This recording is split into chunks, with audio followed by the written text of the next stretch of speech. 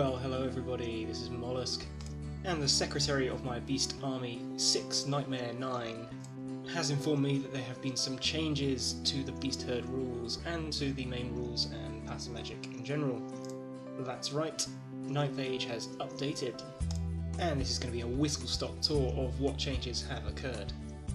And I know this is still a beta, and therefore things are still in development, being tested and changed, and I completely understand that it takes a long time to get the kinks out of a system with as many kinks as 8th edition.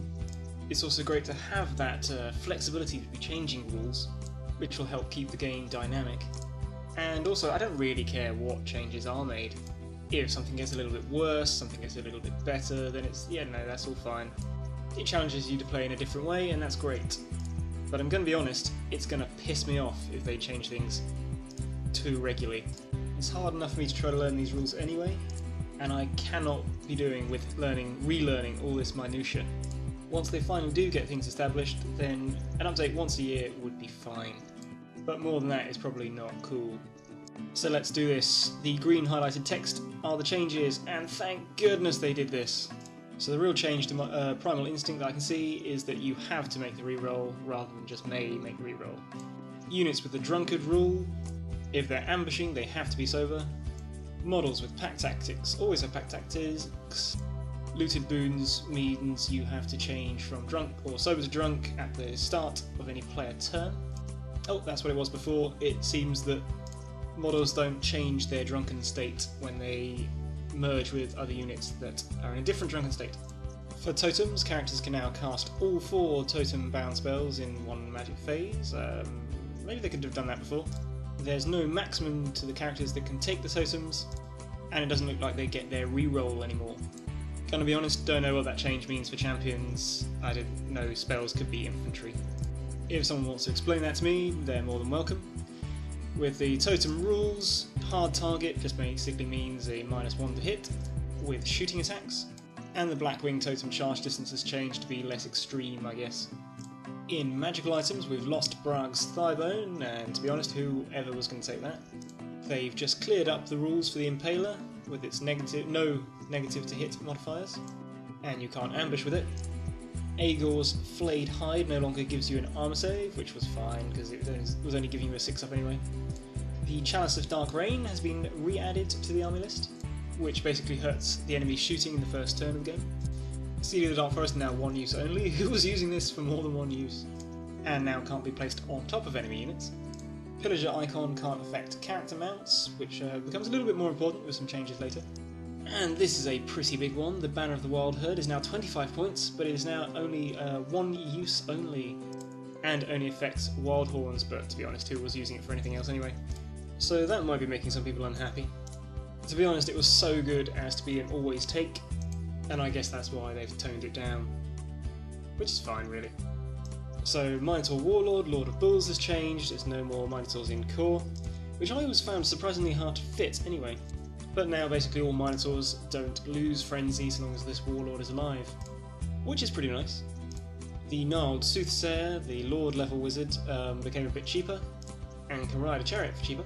Still not sure why you'd want to, but perhaps you like your 200-point character being shot off the board in the first turn. The Beast Lord's weapon accessories got quite a bit more expensive, but he drops in points by quite a bit more than that, and can also take cheaper chariots, so all in all his points have decreased. Hunting Cool is now no longer an innate ability, you've got to purchase it, and that's all fine. Minotaur Chieftain stayed mostly the same, the totems have gone up in price for everyone, which is probably fair.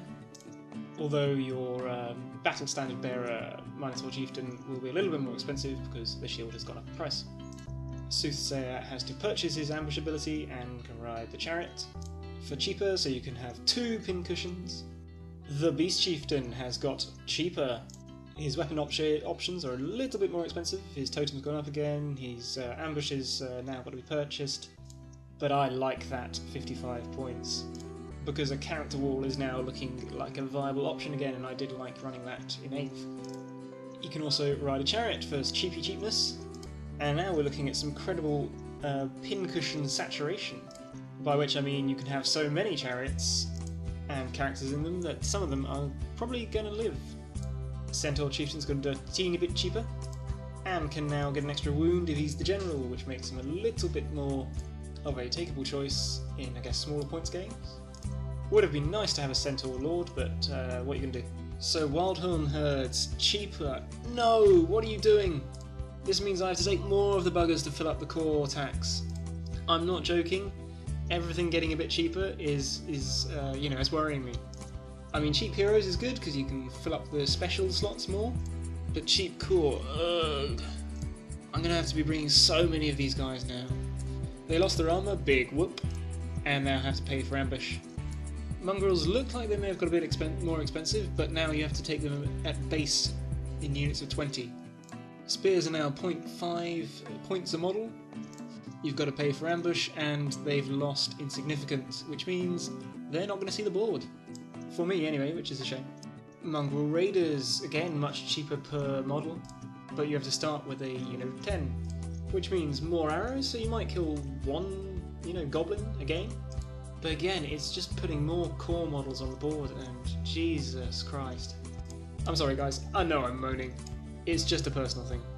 Feral Hounds, same thing. Raiding Chariot, teeny bit more expensive. Minotaurs, teeny bit more expensive, which is a shame, but I guess they're getting always frenzy probably. So yeah, that's probably more than fair. Holy shit, look at the Longhorns. They got cheaper. They now have the bodyguard rule, which means if they've got a beast lord with them, they become stubborn, which is nice.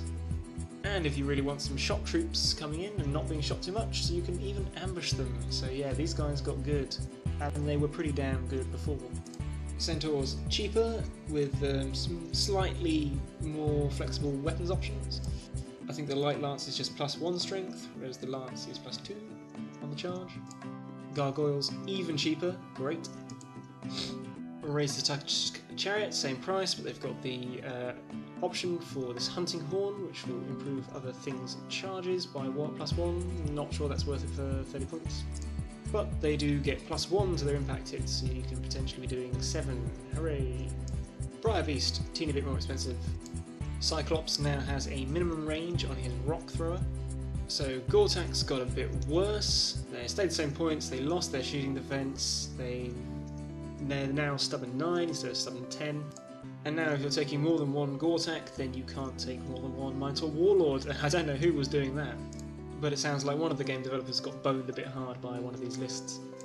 Jabberwock got even cheaper, yes please, and now its aura affects everybody, not immune psychology is not a problem anymore, which is fantastic. Oh bugger, its innate defense got more expensive, which means I think it gets more expensive overall.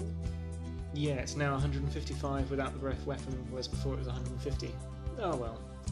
Beast Giant, Ambush got a bit more expensive. Once bitten, may have a harder time squeezing his third giant into that forest. And that's it, guys. Oh look, there's a change log, which summarises all of that, so I didn't have to go through it. Great! Anyway, I hope that was useful to you. For myself, my impressions are changes are all fine, really. But I'm hating the fact that it looks like I might have to take more models just to meet the core requirements, and will generally just be having to cart around more models for any given point size of game. So yeah, we'll see how that goes. Anyway, take care.